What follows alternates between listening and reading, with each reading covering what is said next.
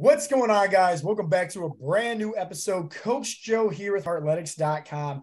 In today's episode, we're going to be talking all about the difference between self-love and selfish. And it's going to have a turn, right? That's going to make you think differently. And if you guys are new to the podcast, that's all these episodes are all about, is getting you guys to think about things differently. Because once you start thinking about things differently, you're going to start expanding your mindset a little bit more. And that's when it's really going to be a lot easier to start making those easy habits to just help you, whether you're trying to become more physically fit, whether you're trying to become mentally or emotionally stronger. Just thinking about things differently is going to give you guys lots of tools, lots of value. And I'm excited to talk about this, the difference between self-love and selfish, in today's podcast with Coach Jimmy and also Coach Mark, because it's something that if you're a parent, let's say, typically we coach guys, over the age of 40, and probably about 80% of them, if not more, they have families. And so they understand the importance of doing the right things, creating better habits for themselves. So that way they're becoming better leaders for the kids to follow through in their footsteps. And I think in today's episode, it's going to help you guys out with better leadership skills, with knowing the difference between, hey, maybe what's self-love compared to being selfish.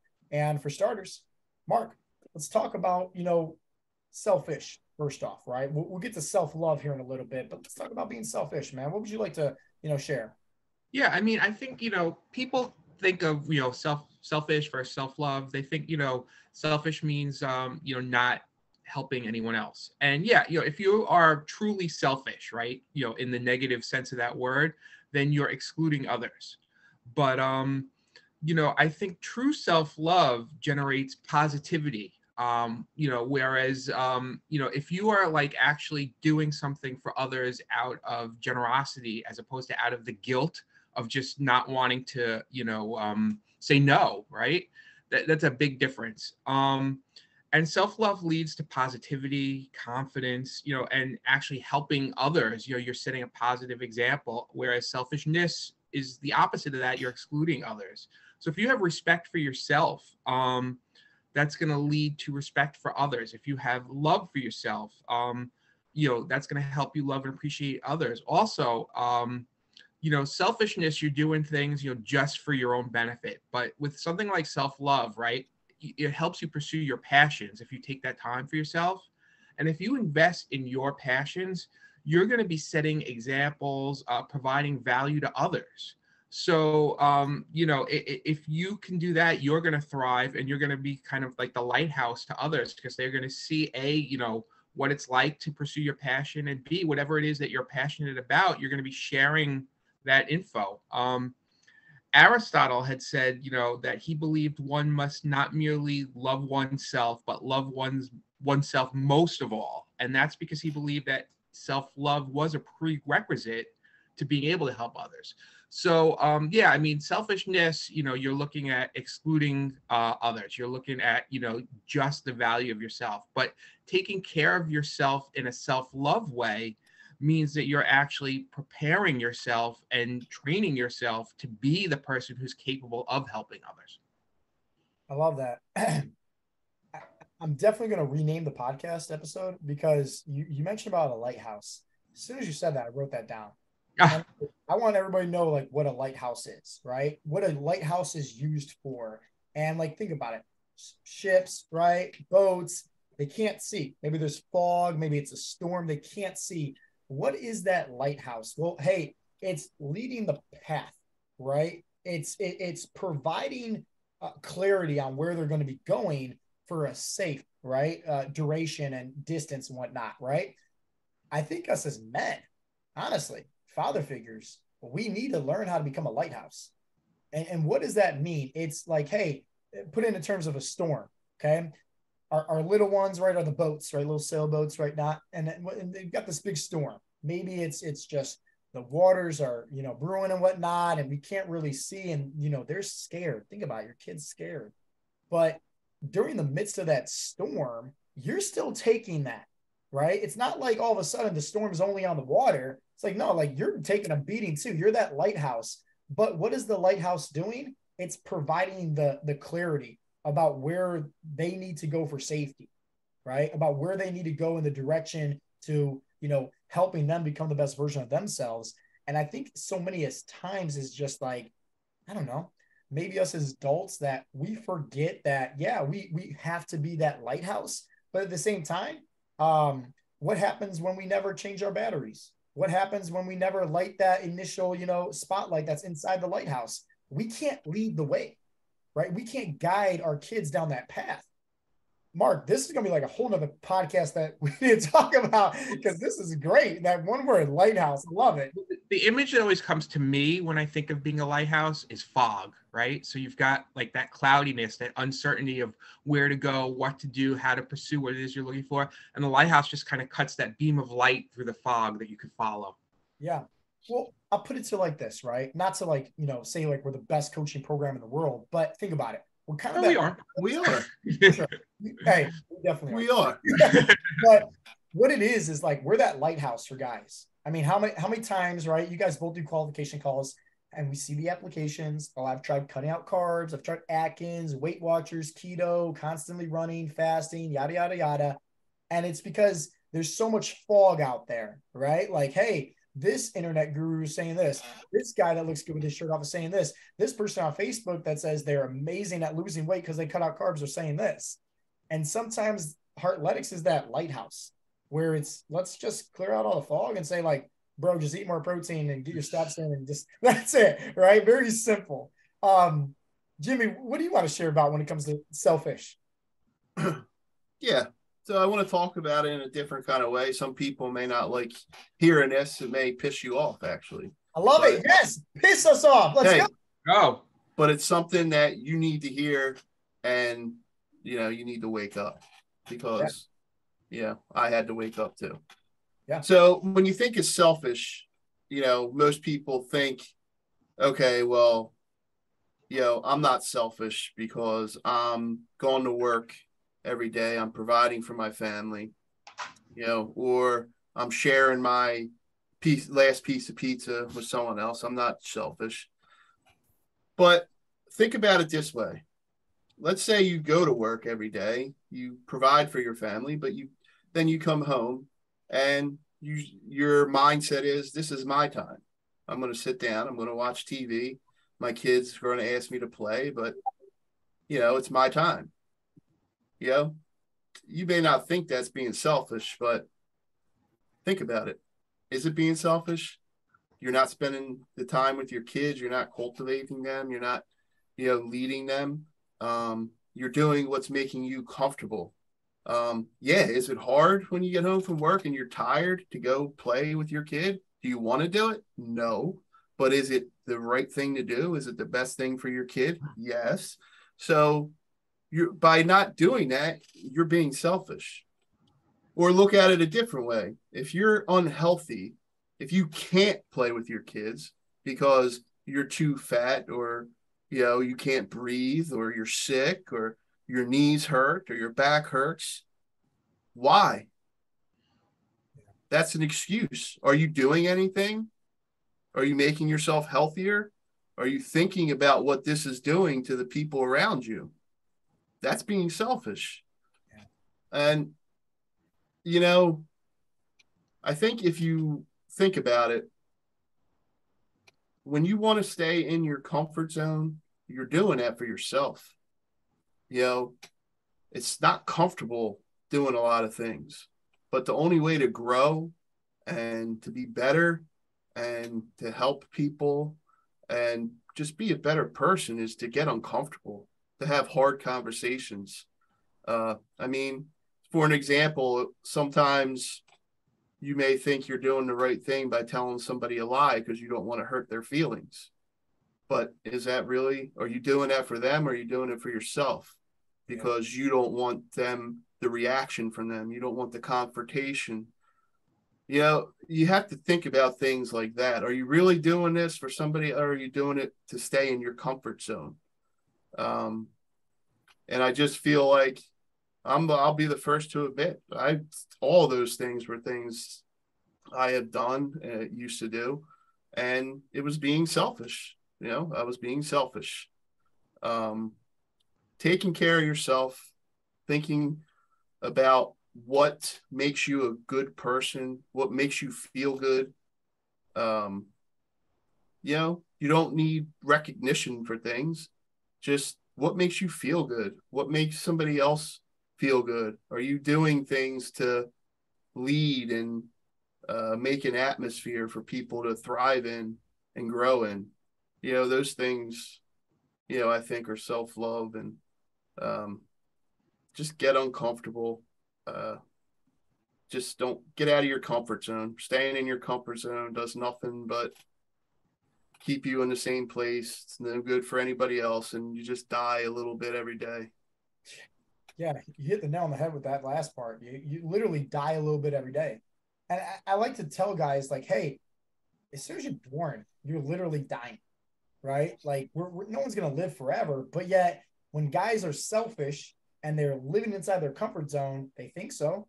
I mean, you know how many times I talk to people, they're like, oh, yeah, I'll just get weight loss surgery, right? Or, oh, man, I'll just, after the holidays, I'll start, right? And it's just like they think that like this time is this never ending thing, right? Like all of a sudden they're going to be like in their 60s, right? Or late 50s. And instantly they're going to take some fat loss pill and it's going to take away all their pain, all their blood pressure medication, and all their injuries and joint pain, right? Guys, that's never going to happen. I don't know like where that thought pattern came. Actually, I do know where it came, right? I was thinking about this last night because I knew we were going to be talking about this topic. I was watching this movie on Netflix, All Quiet on the Western Front, World War I and everything like this. And it makes me really think that in today's society, there is not a lot of men out there. And the reason why I'm so comfortable saying that is because everything's handed us, given to us, right? We want to go to college. Hey, we can easily go to get a student loan. It's just like that, right? Hey, we want to get food. We got some in the fridge, right? We don't got to hunt. Hey, we want something else. Drive to the store, right? We don't need to walk there. We can just drive there, right? And it's one of those things where we are so complacent inside of our comfort zone, Jimmy. And it's where you said we're really dying every day. And so what I always try to do, and what I encourage you guys as well as all the other members of Heartletics, is to take just one step outside your comfort zone. And that could be anything, right? But typically, right, it's hard. And that's also what's going to lead us into talking about self-love here in a little bit. My thing about being selfish, right? I think it like that. And I think, Mark and Jimmy, you hit the nail on the head with it, guys. Like you crush out the park when it talks about being selfish. But I want everybody to understand, right? When you focus only on your comfort zone, when you focus on the easy route, right? Like it doesn't really help you in other areas of your life.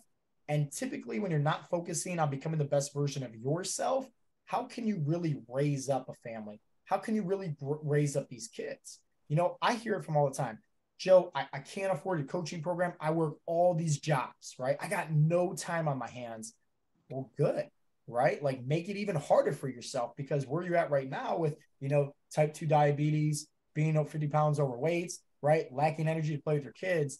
Like you might think you're doing all the right things, going to job and providing for your kids, but little do you know, like that means nothing because at the end of the day, like your kids are growing up watching the news, watching social media.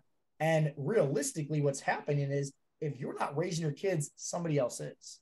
And typically that's this negative world that we live in today's society. So everybody can do a better job of, hey, what does that actually mean to be selfish? Well, sometimes it means doing the right things, right? For others around you, but that is self-love. Jimmy, you said it best.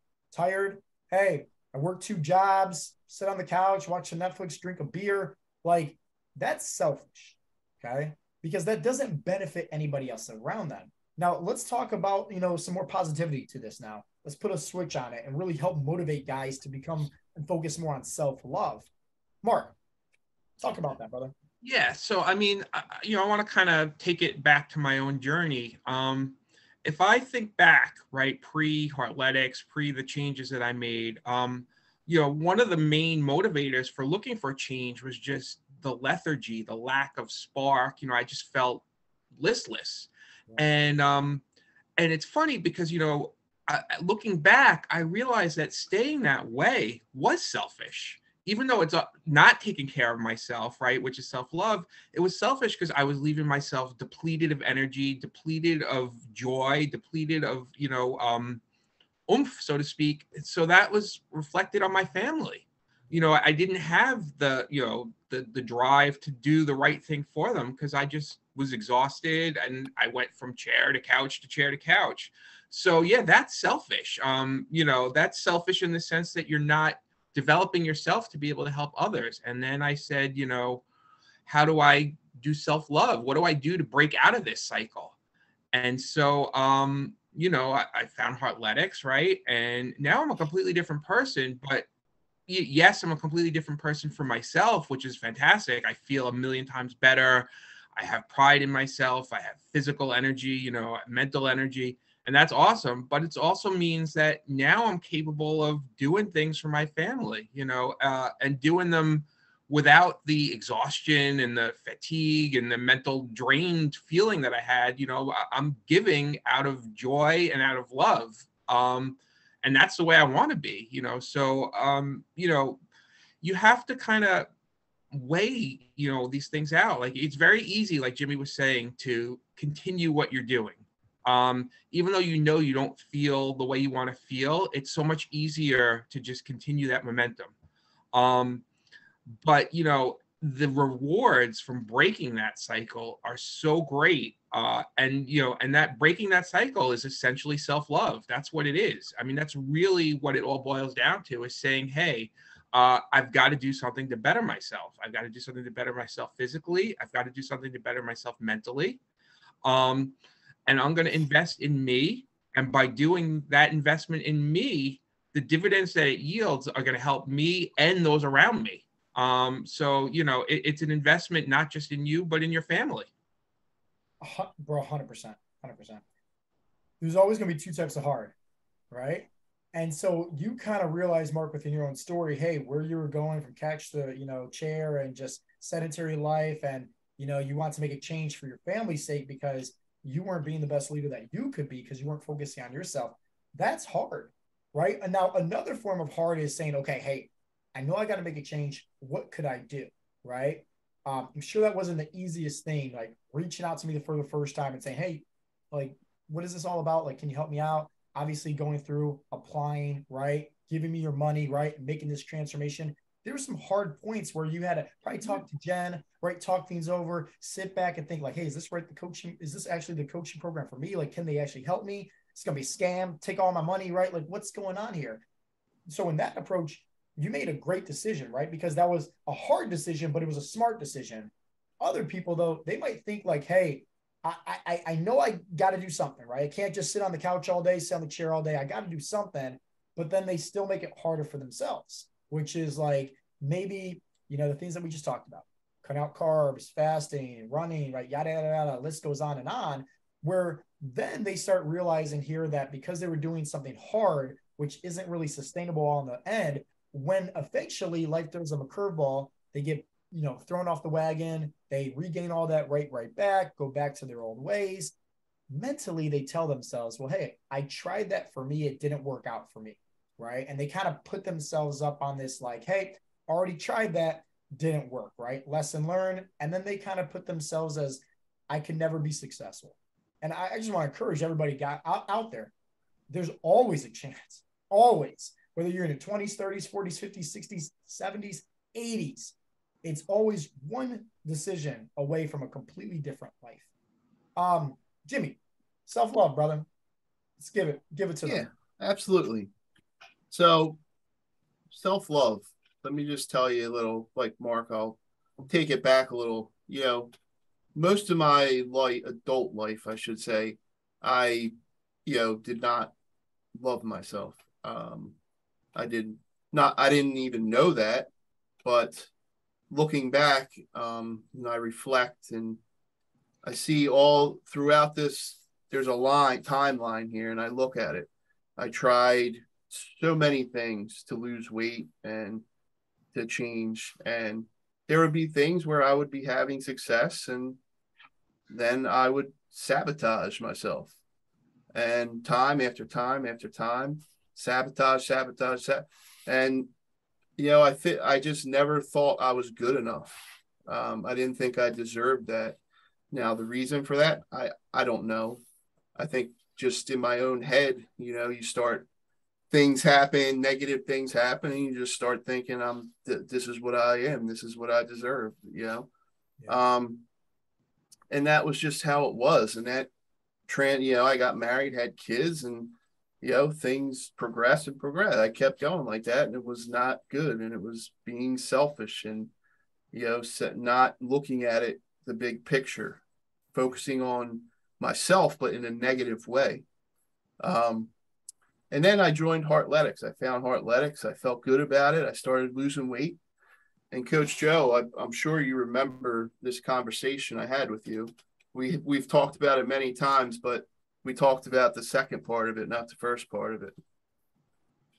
When I remember, it was probably about 7 weeks in, somewhere around there. And I remember messaging you, and I'm like, Coach Joe, am I doing good? I don't think I'm progressing, man. I don't really see a change. And you're like, what are you talking about? Dude, you lost 50 pounds. Do you know, do you know, that the most anyone's lost in this program in 12 weeks? I'm like, no, I don't know.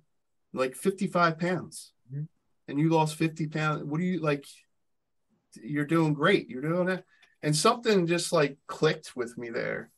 And I'm like, damn, man, you know, I am doing this. But, you know, and then I'm like, you remember the second part of that. I'm like, well, you know, I want to lose 70 pounds. I said, I want to lose 70 pounds. And then I wound up losing 75 pounds. But right at that moment, I guess, you know, I got to that point and I was starting to go back to the self-sabotage in my head. Then I think I want to say this real quick before I lose my train of thought. I think what you're trying to get at is what a lot of people self-sabotage, shoot themselves in the foot with, right? Because like, how often do we think we're doing all the right things? And then we're like, oh man, I stopped losing weight, or, oh man, the skill didn't go down, or I'm not seeing any more changes, right? Like what's going on here? And we think we're doing all the wrong things, or we think that something, but in that midst of that message, right? It was reassurance. It was obviously positive and you know, affirmations to you, like, dude, you're crushing it. But at the same time, what boils down to that was confidence, because it gave you the confidence knowing that, hey, I'm crushing this thing. I'm destroying this thing. Let's go. Right. And sometimes, like, and I always say, like, that is the key of why our coaching program is so successful. It has nothing to do with the meal plans or workouts. It has everything to do with the sense of community and coaching, right? Because so many times life's going to throw you distractions. Life's going to throw you curveballs, try to derail you and knock you off. But just having some people in your corner to say, like, Jimmy, shut up, bro. You're doing great is enough that you need, you know? Yeah, exactly. And having that confidence led into, you know, so many other things, and me thinking about the big picture, and I'm doing this, and I start seeing, you know, I'm still working on my family coming along, but I see little things, you know, little steps. I see my son asking me, are you glad you joined Heartletics? I'm like, yeah, I'm glad. And I said, are you glad? He said, yeah. I said, you're very different. You're a lot happier and you do a lot more things with us. Yeah. So I see things like that. You know, I see on Sunday, or Saturday, I got up, did my ab workout, and I wanted to go for a walk, and my daughter's on the iPad. And usually she'll sit there and be on the iPad, and I'll say, you want to go for a walk? Nah. So I said, hey, do you want to go for a walk? We'll go to the park and you can play on the swings. And she said, yeah. I was like, great, let's go.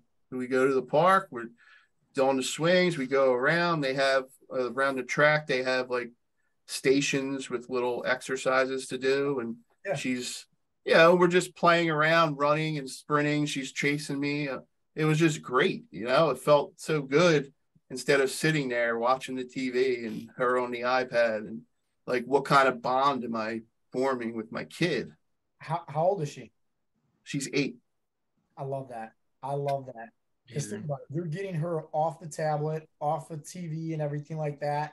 And sure, right? You're building that bond, which is so like a father, right, to a daughter, like that relationship's very tight. Just like a father to a son, very, very tight. And you're building that to where you can raise her and just you're raising her your way, right? And think about it, us as adults, we all been through trials and errors of life. So when we start, teaching our kids the trials and errors so that way they don't have to go through it, that's when you start becoming that father figure. So kudos to you, brother. Yeah. And I think just what my point is to wrap it up is by doing these things for yourself, you're loving yourself. You're becoming a better person. You're being happy and you're spreading that to everybody around you. I mean, I never before this, I mean, I can't say how much I've grown and how much confidence I have. And I just, I'm on podcasts here. I do podcasts with my friend Kevin. We do a wrestling podcast. We did a wrestling match. I get like, it's just things I never in my life would have had the confidence to do or thought I was good enough to do, worried about people thinking I was dumb or just stupid or you're not, it's not good. But that doesn't matter to me. I like doing it. I love doing it. I'm passionate about it. I feel good about it. And, that's what it's all about, man. Yeah. And first off, Kevin, if you happen to listen to this, brother, shout out to you. Shout out to Jimmy, Dollar Club Wrestling, right? Yeah. If you guys happen to go watch the video between, Jimmy and Kevin, Jimmy kicked your butt. That's all I got to say. But, 2023, man, Oakley's coming in town, brother. He's gonna get a piece of that pie too. That's all I got to say. But this is awesome, right? And I think we definitely need a part 2 because Mark mentioned the lighthouse, and my whole entire mind's just been thinking about that since he said that. And we got to dive into that and almost make it like a second segment. But I do want to end things like this, right? I wrote down as you were talking, Jimmy. Self-love, guys, understand that it's going to be hard, okay? And my favorite quote that I always say is successful people do what they have to do, whether they feel like it or not. I watched this movie last night, All Quiet on the Western Front, right? And so like, these are boys going out World War I, right? Like killing people and everything like that, like holding their own, right? And it's kids. It's literally kids. But like, think about it. That's hard. But somebody had to do it, or else your country's going to be overrun. Like you have to sometimes do the hard things. Now, I'm blessed for everything that, the military has done where we can live in this country, but how many times have people just become so lazy, right? Oh, I'll get this, I'll get this, I'll get this. Selfish, right? And they don't know how to do that hard thing. They don't know how to build up that mental muscle. And what is the mental muscle? Discipline, willpower, right? And most importantly, what I think is ownership, right? And everybody has a different viewpoint of ownership. And here's my viewpoint on ownership, right? It's similar to integrity. So with ownership for me is when I say I'm going to do something, I'm going to do it. No ifs, ands, or buts. If it's coming out of my mouth, I'm getting it done, right? And then integrity is, well, hey, are you doing the right things when no one else is looking? So it's so easy, right? If let's say, no one else is around, kids aren't around, right? Spouse isn't around, sit around, watch some, movies and just, hey, relax, right? But dude, come on, man. Like let's just decide to maybe go for a walk instead, or let's decide to, do something that can at least help us improve in any area of our life. And I feel like as a man, like every single day, it's a blessing because we're not promised. So how can we use, right, day over day to just get 1% better? That's it. And a little story that I think, if any martial arts are happening to, listen to this podcast, I love jujitsu with a passion. Okay. Prior, obviously, I learned jujitsu back when I was 16, starting mixed martial arts. But like, here's the thing: wherever I go to a jujitsu gym or school or whatever the case may be, right? There's these different rankings, and black belts are the top. Okay.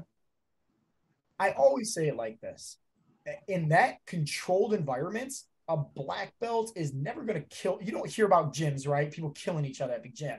So you have to know, like, okay, there's some peace here. It's going to suck, right? Like, this is going to be hard. This dude's going to roll me around, twist me around like a pretzel, right? Humiliate me in front of everybody.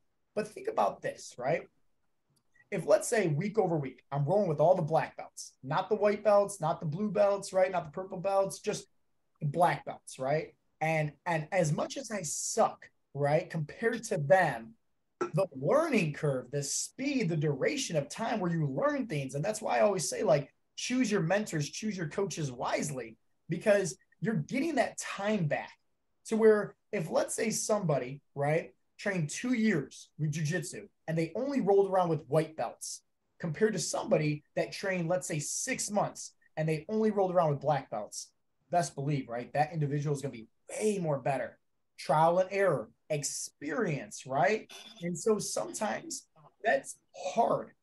You know you're going to lose. You know you're going to get your butt kicked. But guess what? The first time, maybe you got tapped out 10 times in one match, right? Maybe the following week, maybe it's only 9. And then the following week, it's only 8. And like, even though these are losses, you're still, right, realizing, hey, it's only been 3 weeks, 4 weeks. I'm a lot better than when I first got started. And I think guys need to understand that in a controlled environment, that's why I always say step outside your comfort zone, especially in today's society. That could be anything for you.